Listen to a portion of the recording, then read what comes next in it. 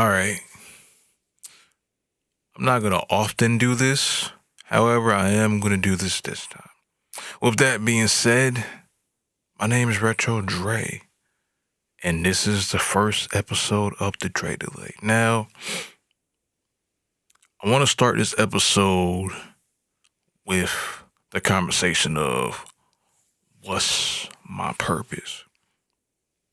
Cause I can easily fall into a jack of all trades, master of none. But as I noticed through this year and throughout my life, I've done a few things, but what people notice and know me for could be a collection of things. But what I particularly noticed is I was put on earth to be a listener, to be a calmer, but also to be a speaker, as oddly as that sounds. Now, growing up, I didn't talk much at all.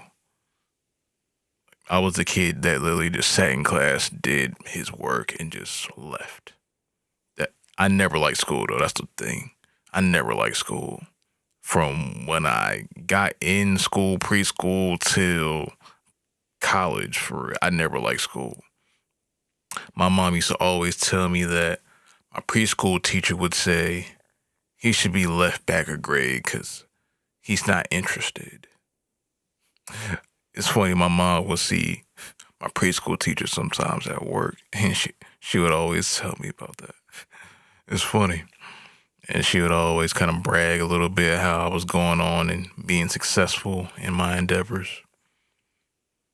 That was pretty cool, man. But oddly enough, I was put on earth to speak. I never understood that until I got older. And I notice at times when I speak, people listen. Like sometimes when I speak, it gets quiet. Like nothing, no one says anything when I say something. It's kind of weird. But there's a power in that because there's a handful of people that talk and they don't care what they say at all. They just let them talk. However, it's either the weight of my voice or the power of my voice that I have, or the depth or the deepness, obviously, that I have in my voice that people listen. It's very interesting to say the least. But one thing in life I've struggled with is figuring out my purpose for real. It's not that I've overly seeked it out. I just had moments and valleys where I had to figure it out. I thought it was one thing and then it really was another. For example, I grew up playing basketball since I was 5 years old. But I'm not going to say terrible like I always say. I say that jokingly, but I wasn't that great. I'm not going to lie to you. I wasn't that great at playing basketball. But I wanted to so bad. But it just wasn't for me. Because there's a lot I didn't learn, and there is a lot that I didn't grasp about the game of basketball growing up. Mainly the mental aspect was the thing. But also physically, I just couldn't do certain things that people my age and above were doing. I've only dunked about a handful of times in my life, and that was barely. And I still don't know if I dunked on a 10-foot rim before, legitly, so there's that too. But I wasn't the fastest. I wasn't the quickest. I didn't have the greatest coordination. But I went out and I tried. Every time I got on the court, I tried. And I kept trying until I got somewhere. But it wasn't where I wanted. And it wasn't where I needed to be. Because right where I was going to get to that next level, boom, I get injured. Tore ligament in my foot. And pretty much after that, basketball was officially a thing of the past for me. It's not that I quit. It's just in life sometimes you just have to change direction. Because you think you're here to do one thing when you're really here to do another. So that's when I go on the journey into college and, having fun. Not too much fun, of course. I ain't had no babies or nothing like that. I'm just going to class, finally having this freedom. That's the cool thing I actually did like about college was the freedom. I don't know if that was a college thing or just a life thing, in my opinion. So go to college, learn, getting better at just being me, accepting more of being me. But I also had another turning point in that journey. I figured out I didn't want to be in the sports medicine lane I thought I was going to go down. Instead, I had to figure out that I was still interested in the arts because when I was younger, I was in art class throughout middle school and first year high school. But I was not great at that either. Every time I draw, I couldn't color inside the lines. I couldn't stay inside the lines. Every time I cut, I would never cut on the line. I'm always cut inside or a little bit farther out the line. But I never let it stop me. I just kept going, kept doing what I do. Even if the drawing was bad, I still kept going. I still did anyway because I guess I enjoyed it. I don't know. It's hard for me to think sometimes that I just do stuff because I'm supposed to or because I actually enjoyed it. That was something that just recently I've thought about in the past. Like, did I really enjoy doing certain things that I did when I was little, or did I just do it because I was supposed to so I could pass, or so when I went home I wouldn't get a beating? It's very thought-provoking because I remember the few things I actually did enjoy. When I had that first music class, I enjoyed that a lot. I even took that twice because I didn't want to go to dance class. Because because when you're younger, at least around, this is about 2007, 8, it was around the dance era of music, but at the same time, you didn't want to look like a ballerina dance, and that wasn't looked at as cool at the time, at least in my and some others' opinions. So instead of that, I took the music class again. I enjoyed it. It was a fun class, learning how to make melodies on the little keyboards we used to have. I wish I could remember what the keyboard was. Shout out to Miss Parrish. I was our music teacher at the time for that specific course. That was a dope class. But I also learned when I was in middle school, I was not meant to be a handyman. I took wood shop in 6th grade because, watching the old movies and TV shows, wood shop was what everyone wanted to get into as a man and as a young boy. Yeah, we get to make cool stuff. I was terrible at wood shop. Well, I ain't gonna say terrible. I listened, I did what I did to get the job done, but I remember Mr. Hubbard. That was my teacher at the time. One thing he said was, if you mess up or you get caught in a machine, don't try to back out. What did I do? I tried to back out. Now, it wasn't too bad of a mess up. He just fixed it and got the wood shop out and got the wood shop thing out of there. It was actually a little toy car that I believe I still have if I look for it. Maybe I don't. It might have broke. I'm not sure. It was black and gold toy car. I made it though in wood shop. That was a cool thing. I made something. But I realized I was not meant to be a handyman and making stuff because I am not great at that either. I'll keep it 100. I'm not great at hey, I'm going to go build something. That's never been my MO. I never enjoyed that at all. If I got to do it, I will. But it's always been tough for me. So it's a learning curve. Not saying I can't do it. I just don't like to do it. It's not in my repertoire. So if I got to change the tire, I'm not going to know how to change the tire. I never learned it. I'm not going to say I never will. Would I like to learn it in case I need to use that skill one day? But I grew up in an era where you didn't have to be a handyman. I grew up in the beginning of social media. Right when YouTube started, I was in middle school. Facebook, I was a little younger than that. MySpace, so far and so forth. I I grew up in the beginning of the social media era. So we were less dependent on physical abilities and more on virtual stuff. But I was one of the kids that still actually liked going outside because I grew up being an outside kid. Wanted to play basketball all day, baseball, soccer, football, so forth and so forth. Whatever was around and what we did and what we played as and what we, like I said, tag, ding dong, ditch, all that stuff. Pretty cool, pretty cool. But it was just, that was just a part of how I grew up. But then we have social media coming into play. And that's a learning curve because you're literally open up to the whole world. There's nothing you cannot look up unless for some reason there's a blocker on it. And with that being said, it's the wild, wild west. Saying random stuff on the internet, cursing for no reason. Just literally, I remember Facebook's moniker still is today. It's what I remember. What's on your mind? And you just get to type in anything.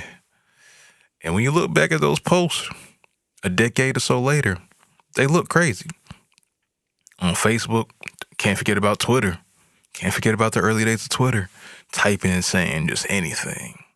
No censorship, no Me Too's, no canceled, none of that. Just saying anything about anybody. Funny, messed up, or both. Just saying anything on Twitter. Man, great times, right? But circling back to the beginning topic, what's my purpose? I've been avoiding doing this podcast for a very long time because I wanted it to be perfect. I wanted it to be extravagant. I wanted it to be the greatest moment or thing I ever said, right? I wanted to have a great starting point, a great topics. I wanted to be able to speak long enough and well enough that I can captivate an audience for a certain amount of time. But today, I just said F it. I'm going to talk. I might ramble. I might say a lot of things that I mess up at. It's all good. I might say stuff I got to cut out. It's part of it. But I'm at a point now where I have to start producing. I've been saying that for the past year, but now I'm actually serious about it. Because one, I got surgery earlier this year, so I had to sit down and really think about what I've been doing for the last 3 years. But also, I had to realize that what I've done so far in life has gotten me here as well. And I can't skate past that like it never happened, because it did. And I'm grateful for every moment. Because until this point, I've done a lot. But I don't do a great job of letting people know what I've done. And at times reminding myself of what I've done. Because it's very important. Not just for me, but for you all that's watching what I'm doing, to know where I came from and what I've done to get here. So I take this time and this platform of mine to circle back and give you the full story of where I came from, where I'm at, and where I'm trying to go. Because all that's important to see the growth of who I am and what I do. Not to be selfish, but to be honest, because if nobody tells the story, I at least have to. Because whoever else might try to do it, they may not do it correctly. And if I'm not around to correct them, then they get to do what they want with my narrative. And that is the great thing about social media. But at the same time, it's also a downfall because you could do too much. Or for some, not enough. But so nobody else messes up my story and my narrative, I'm going to walk you back to the beginning because I'm still around and I'm going to be around for a while. How long? That's to be determined. to let you know how I've started and what I've done to get here. So, by the way, if there's a lot of saliva, I apologize because I've been fasting today, aka no food, no water. I've been fasting. I've been doing it a lot more lately too. I have been doing that a lot more lately too, to get myself in a better mental and physical state. Because I grew up being fat. And once I figure out how to get unfat, I want to stay that way. But I have a physical goal I haven't all the way achieved yet. And I know fasting is another way I can get there. But at the same token, I had to change my diet up too. Like, I don't eat pork no more. At least I try not to. I'm slowing down on eating a lot of bread. Mainly trying to eat just vegetables and certain fishes and certain meats. Pause or no pause, however y'all. Whatever. Anyway, I didn't mean it that way, but nowadays you gotta pause certain things like that. That's another topic for another day. In the most sus era of all time. But anyway, just fixing my diet, but mostly fixing my mind frame is what's most important. Because if you don't have the right mental capacity or the mental strength to say, I am going to not do this, but I'm going to do that instead, aka today I'm not going to eat or drink anything. I'm just going to work on stuff I need to get done. Or at least once or twice a month. For last month, I did on and off about 7 days of fasting. I ain't gonna lie, it was crazy. I really had to lock in because I have a lot of stuff I need to get done. I had to refocus on myself. But with that being said, I had to do that because I've been slacking a lot. I admit. I've been procrastinating way too much. I haven't set on a particular plan to get me where I really need to be. It's the third year of me owning the business, and I'm going to take another loss. That sucks. Because I haven't been doing enough. I didn't think about what was required to actually start a business. That's why I'm here today. But now that I know that I messed up, I can go forward with no problem. But I have to make a plan and action to get there. With that being said, let's take you back more to the beginning. So, pretty much left off around like the middle school range. So, middle school figured out, hey, I might like music, I might like art, I might like drawing, even though I suck at drawing. But I get to high school, right? I get to high school, and as we all know in high school, whole new world. Yeah, that. Certain things I never knew, that thing. And it's very interesting, man, because you know me, I'm just trying to play low key. Just doing taking what I had from 8th grade and carrying it over to high school. But with a new school, new things introduced. New styles of clothes, new atmospheres, new scale of classes, more age groups. You get to meet adults now. Young adults anyway, like 18-year-olds you might come across. You get to meet and see 18-year-old girls too. We gonna have some 17. But you get to see that. And you get to see, are you prepared to get there? And from what you've been through so far, you get to see, all right, how much have you prepared or how much have you developed at this point? Because if you're not ready, you're going to know. And they're going to let you know. But that's okay, though, because that's a part of the journey. And you keep it going. Now, with that being said, me in high school, I'm just trying to figure it out. But I don't have the greatest clothes at this point. Who does? I'm still wearing South Pole like I was in 8th grade. Learned quickly, had to cut that out next year. Pretty much over the course of high school is when I switched from jeans to sweatpants. Because sweatpants mostly don't have brand names unless they're Adidas and Nike. So, yeah, that was my attire. In jeans, I started wearing Levi's. Yeah.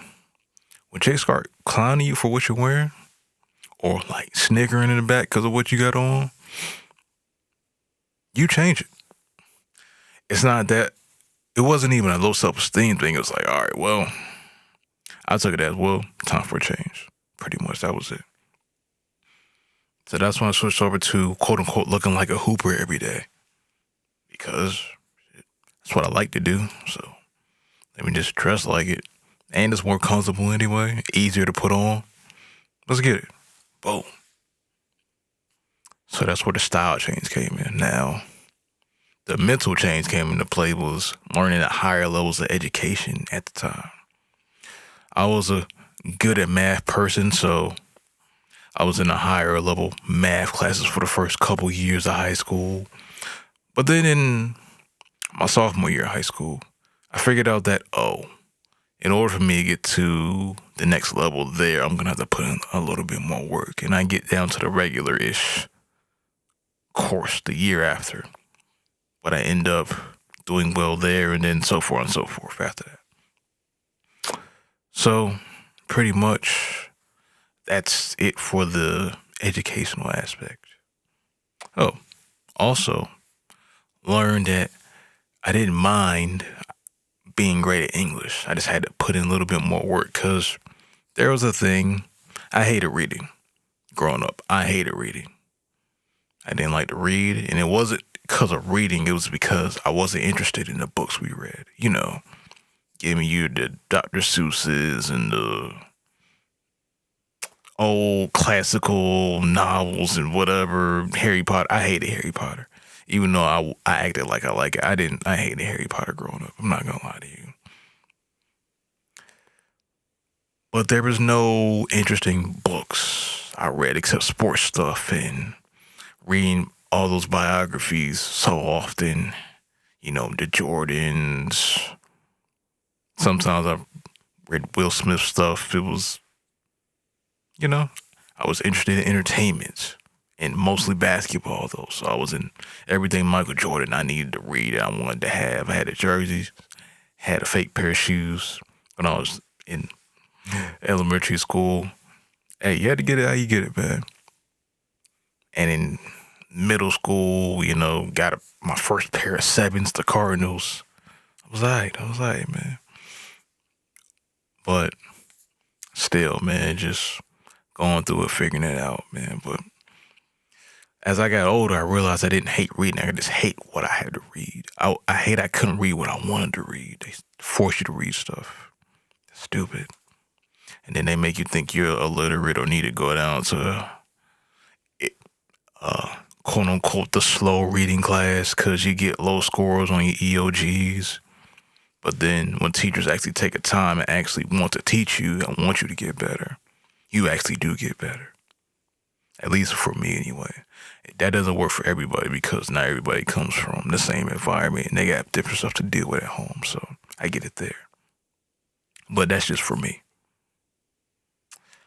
But I say that to say, I get to high school in my senior year, I'm in honors English and I pass.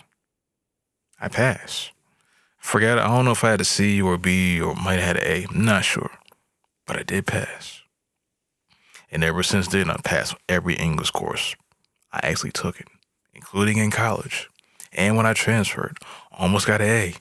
But it was one test I didn't get the greatest score and I got a B. But that's okay. Because I figured out as I got older, it wasn't what I was doing, it was how I was putting the effort in what I was doing. And I needed to learn. And more of the story is I needed to learn how to learn to get better. But not learn because someone told me to do it. But not learn because someone told me to do it. But learn because I wanted to do it. And that's what led me to where I'm at right now. However, financially, I'm not seeing the benefits yet, but that's on me. I have been doing enough. So let's circle back a little bit and then we'll bring it all home in a second. So I'm in college now. First started Wake Tech, figure out, dang, not doing the sports medicine thing anymore. Got too difficult and I just don't like it. boom, let's go ahead and try this art thing out. Take your little test the Myers-Briggs test and figure out your personality, what you might be interested in. And I just stumbled on the video editing. Why? Because of rapping. How'd you get into rapping? Because of one of my actual real friends in life, Zoe. Shout out to Zoe. He will always get credit for making me become a rapper. And me being a rapper, starting out as a rapper, is what got me in this studio right now, being an engineer. But before we get there, let's circle back. Video editing. Why am I learning how to video edit? Well, I started a YouTube channel back in 2018. Why? Because I wanted to upload the music I was making. Was I great yet? No. Did I try really hard and try every day to get better? Absolutely. It was just a bug I caught from me trying to freestyle for the first time on an actual studio setup at somebody's crib and me not getting a word out. But then a few minutes later, I just freestyle right off what I'm thinking in my head and boom, I'm actually getting some all right lines down. Like, oh, I can actually do this. I just have to practice. Keep in mind, people have been rapping since they were 5, 10, so far and so forth. I'm starting at 21. So I'm really late to the game. But since then, since that day, I was writing, listening to beats, going to work at the ice cream shop I worked at, my first job. Shout out to Baskin Robbins. I was reading and writing every day. Well, I wasn't reading much yet at this time, but I was getting more books and actually trying to read. But I was writing and listening to beats every day on YouTube. Whatever I got my hands on, a sticky note at the job, a notepad in the kitchen, and my own little journal notebook that I was using for class. Any moment I got a rap in my head, I'll just write it. I keep writing. Then when I got back to the crib or I linked up with Zoe, I'm recording, yo. I got these beats, yo. I found these beats. That's just rapping. But along that journey, I decided to start a podcast because why? 3 years earlier, I got introduced to podcasts on SoundCloud before the ads. First podcast I ever listened to was The Brilliant Idiots. That was the first podcast I ever listened to. That I remember anyway. I used to listen to that podcast every day in the beginning. Every time an episode pop up, Brilliant Idiots, tax season, so forth. Listening every day. I was enthralled by, you can talk on a microphone and put it out to the world. You can tell your story, a story, or somebody's story and put it out to the world. And people will actually listen, even if you do or don't have a claim. All right, cool. I have to try this. So I was just listening to the conversation me and my real close friends would have at certain times.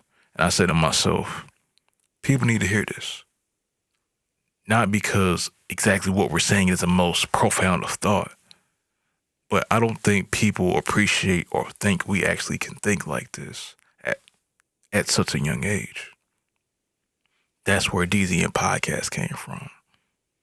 And I knew I enjoyed it, so I didn't mind doing everything and taking all the reins of editing, scheduling episodes, learning how to upload, learning about distribution of podcasts, learning how to cut up clips of audio and put them out to the world, upload them on social medias, Facebook, Instagram, YouTube,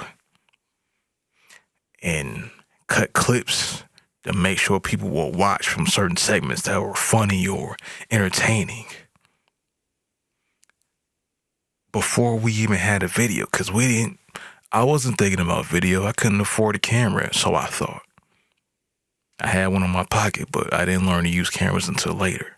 So that was on me. I'll say that. But then I started a podcast with my two friends that I'm still cool with today. But it grows a following. It wasn't a big following, but the more we figured out how to get consistent with it, the more we put episodes out, the more clips we had, the more comfortable we got, we gained a following. And it grew to an alright amount. If we would have kept going, I'm not sure where it would be at today, but it would be at an interesting place. I'll say that. So boom, that happens. That ends. Start 2.5 LLC's podcast. Start that with a more conscious approach to how we want to promote this brand. Still the same two people, but we add a third. We add Travis, another close friend. Or brothers, another close brother, some may say. And we start the show. Show's going well, but I notice I'm the one that's more invested than everybody else. And I get it. But it also was a teaching moment for me. Is not everyone wants to be on the same journey that you want because you want to do it. You have to remember, just because you want to do something doesn't mean he does, she does, or they want to be a part of it. They don't mind helping. They don't mind being a guest. But do they want to invest in what can make this go to a bigger height? And the answer along the way was no. Because people have their own lives and their own goals and dreams that they need to achieve. And that's fine. There's nothing wrong with that. But there's a certain point where you have to make a decision as an owner of a brand or a platform that do you want to be the only one that keeps editing, clipping, producing, scheduling interviews, bringing on guests? Do you want to be the only one? Even though there's a few times where you weren't, but do you want to be the main one that says, hey, I'm going to do everything without any help going forward? And if not everyone wants to be a part of it, then you make a decision. At least before the money gets involved. I'll say if I see anyone. Make that decision before the money comes in. Because when the money comes in, that's when friendships get broken and relationships, if that's the case, get shattered. Money is not the root of all evil, but it's the root of all contentment. Don't know if I said that right. I'll say this. It's the root of all issues. Money and women. Main two things. And with that being said, we're here. The lack of episodes that 2.5 LCs has put out for the 4th season, not gonna lie, it is because of me. It's because I'm to the point where I'm thinking of where is this officially going? How long is this going to last? Do I want to keep doing this? And I've had to think about that for a while. That's why I've been hesitant to put out edit certain episodes is, do I want to keep this going? Is there enough that makes me want to keep doing this podcasting thing? I say yes. But there has to be I'll say, more concerted effort by me to put a better effort in keeping things going. But I had my own moment of, I had to figure out where life was going for me.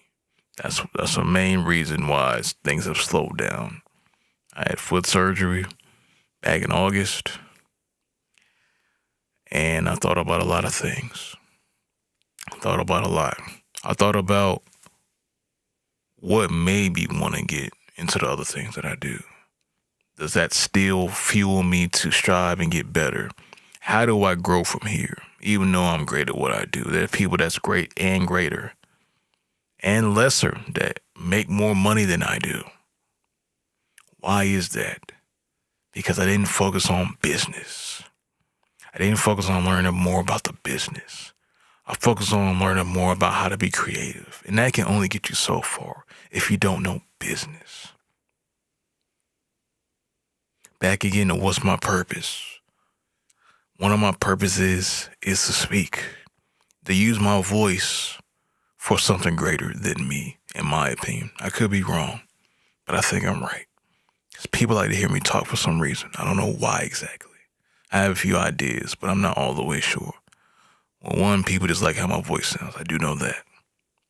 And two, I don't just say anything. Three, I have a bit of humor. And four, I'm just dope sometimes. But for real, no, I'm dope for real. I'm dope for real. That's another thing of mine I had to kind of accept and overcome is my confidence in myself. I wouldn't say I struggle with self-esteem. I wouldn't say I struggled with self-esteem when I was younger, but I wasn't always the highest self-esteem of myself. I never thought I was lesser by any means, but I always wanted to be like somebody else until I got around high school. And it wasn't I wanted to be directly like somebody else. I wanted to be quote unquote cool. That was always the word I would use. He's cool. I want to be cool like that person. I want to be cool like my cousin. I want to be cool and more outgoing like my father. I almost tried to say pops right there. That's why I stuttered and skipped over a little bit. I want to be cool. I want to be more liked by this people because they think such cool. I always want to be cool. But realize the coolest thing was me being myself. That's going to be the coolest thing ever. And once I learned and accepted that, that's when I started becoming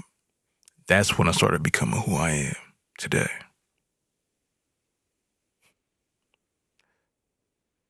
Now, what made me want to get into video?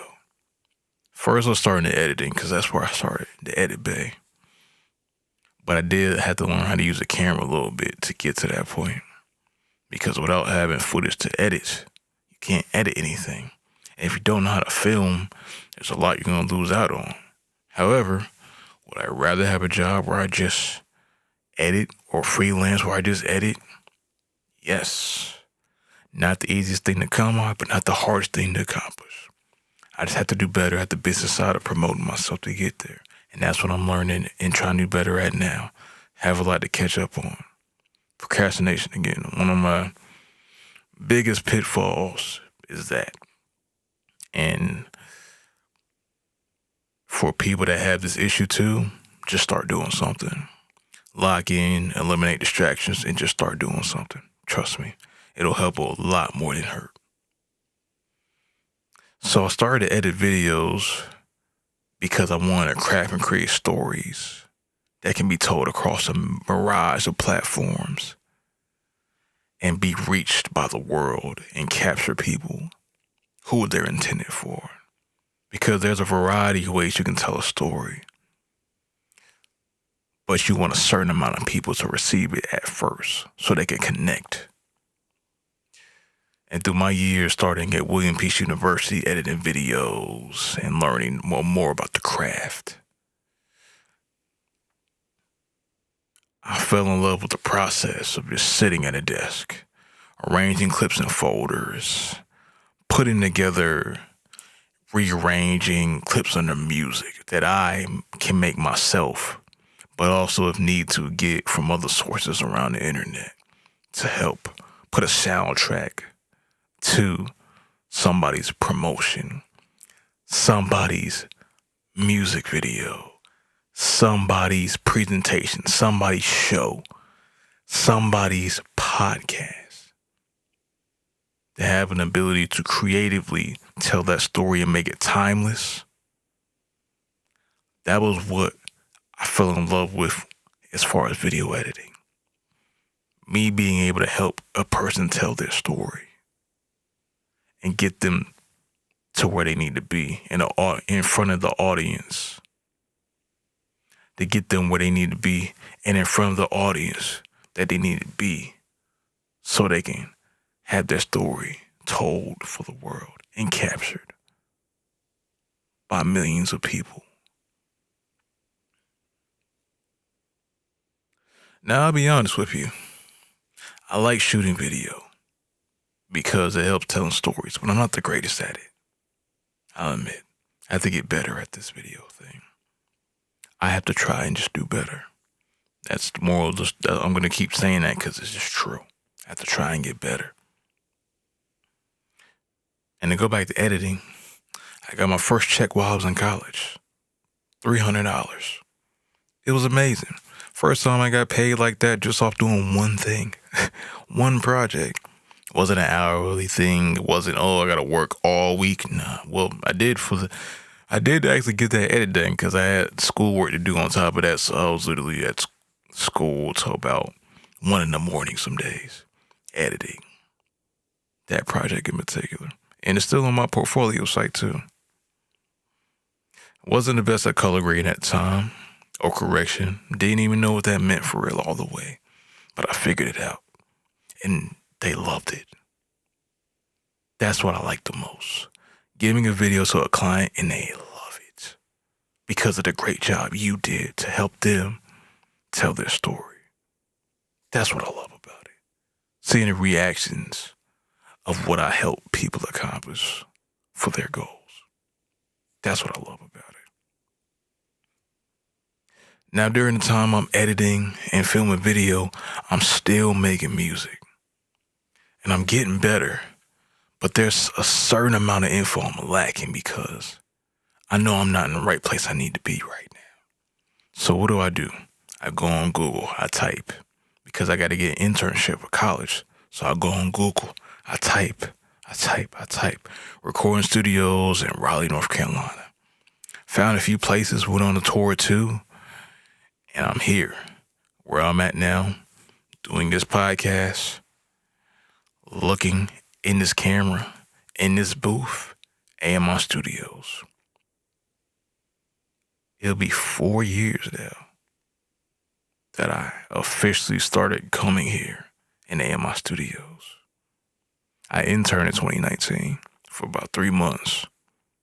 It was exactly where I needed to be. And then a year later, met somebody at school. Shout out to Tim, Swami, as you may know him as. He said, I need help making and producing this album. I said, bet. I had a new studio. I said, bet. Came in one day in May 2020, got him in for a recording session, and ever since then, I've been working as a contract audio engineer at AMI Studios. But over that time, I got better at producing. I got better at rapping.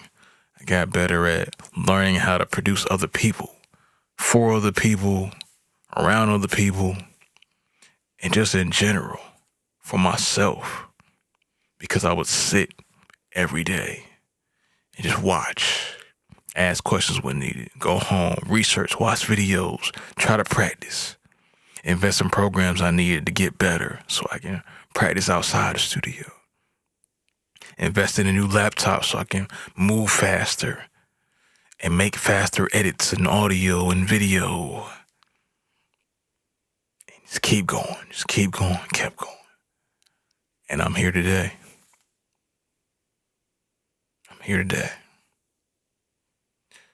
Now from then, I had to learn a lot, like how to mix, really just grasp how to mix myself and others on an optimal level.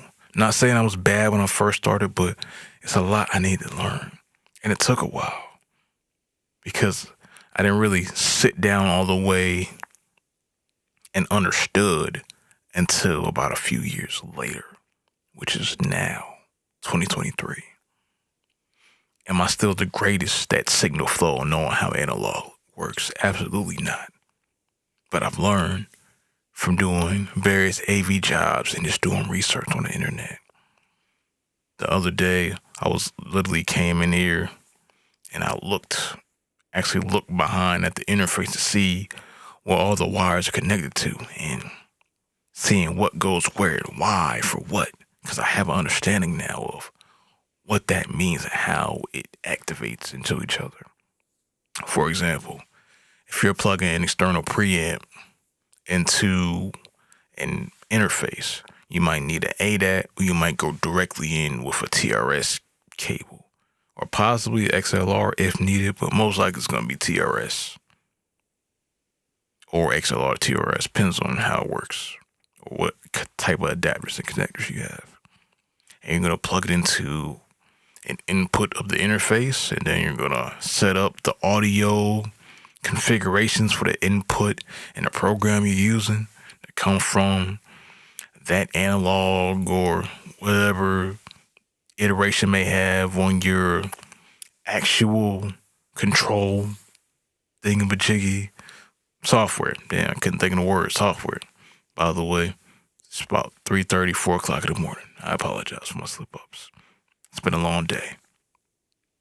But as far as that going into the connectors and setting it up in the audio interface and then setting it up in the program and making all that work, boom. I'm still learning though. Learning how to mess with the analog for the podcast on the Tascam in the room live. I'm not bad at it, but I still got a lot to learn. Being on sets over the year in movies and films, doing the audio with the boom mics. Not the greatest, but I got a lot to learn because I know I can do it. Because I've been in a room where other people said they could do it and they couldn't do it, but I could.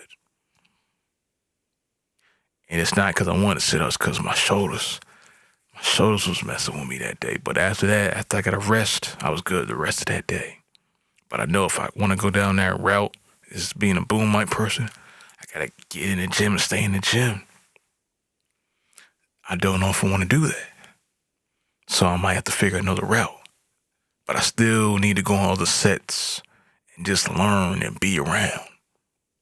Because that's how you get farther in industries. You have to be around. You have to be in the environment consistently. Now life gets real. Where I'm at now. End of this year, I don't have any other consistent income. I might gotta part ways for a second. Not all the way, but I gotta part ways full time or availability wide open so I can live. So I can have my own place, build, so I can get out of debts, of investments, and student loan debt, which I believe will be expunged one day, but time will tell. I have to be real with myself here.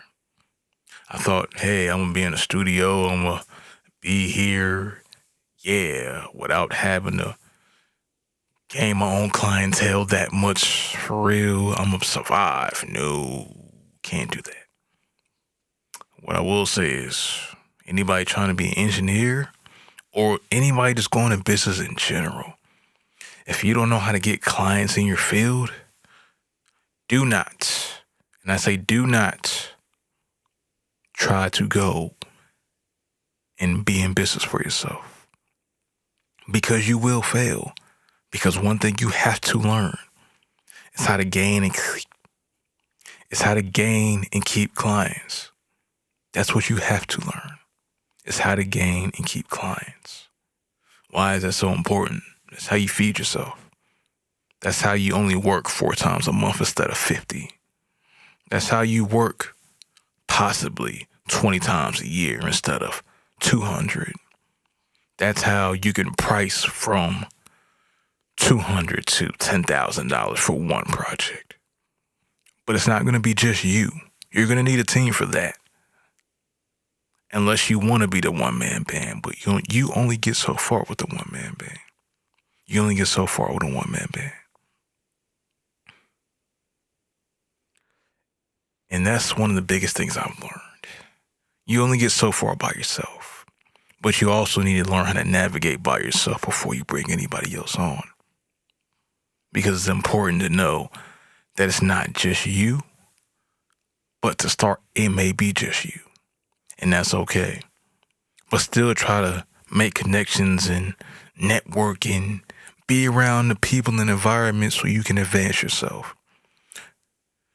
If you're the smartest person in the room, you are the dumbest in a bigger room. Find out how to get into other atmospheres so you can learn more. It's not about doing the same thing you did last year.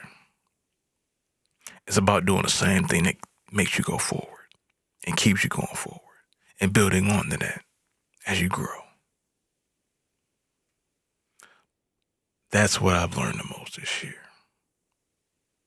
Now back again to the question, what is my purpose?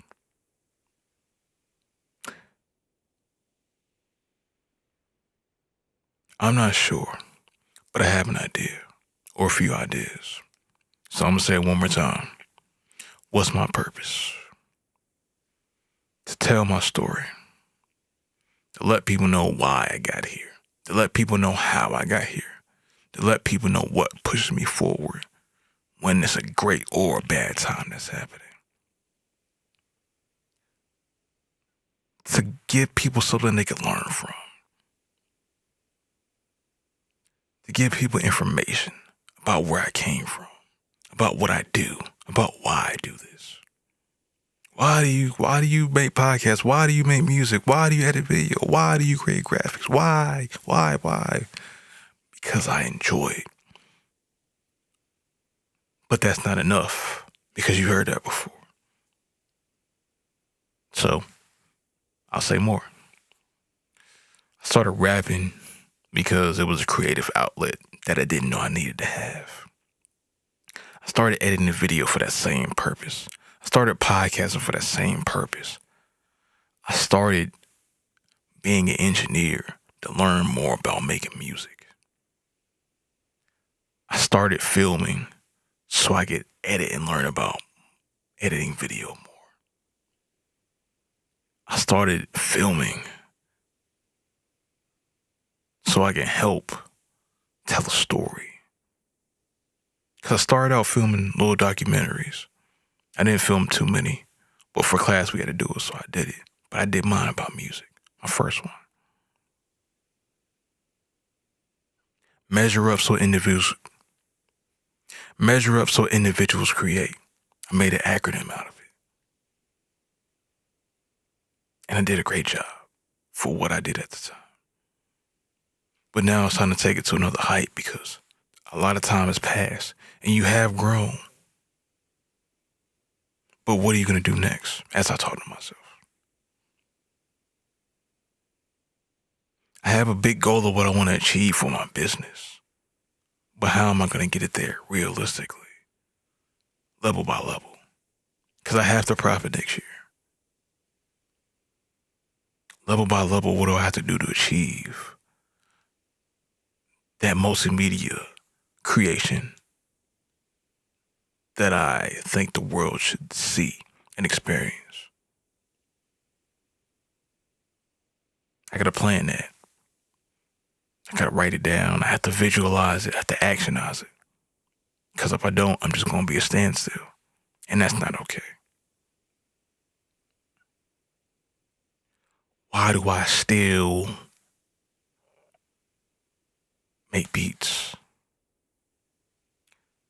I got tired of looking on YouTube and not owning my stuff. Excuse me. So I decided I was not going to let that stop me. So I had to learn. And I did. And I got great. And I'm getting greater by the second. Because why? I'm working towards it. And I said, nobody's going to stop me, because I'm going to win. I don't want to, because I'm going to win no matter what. And you can't do anything about it unless I decide to stop. Unless I want to quit. Unless I want to take a break. You can't stop me, and you won't. That's where I'm at with it. That's why I keep doing what I do. That's why I'm trying to get better, more consistent, so the world can see what I do.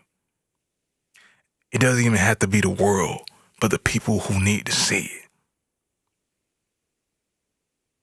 And so I can help people get themselves to where people need to see for their goals of what they're trying to do too.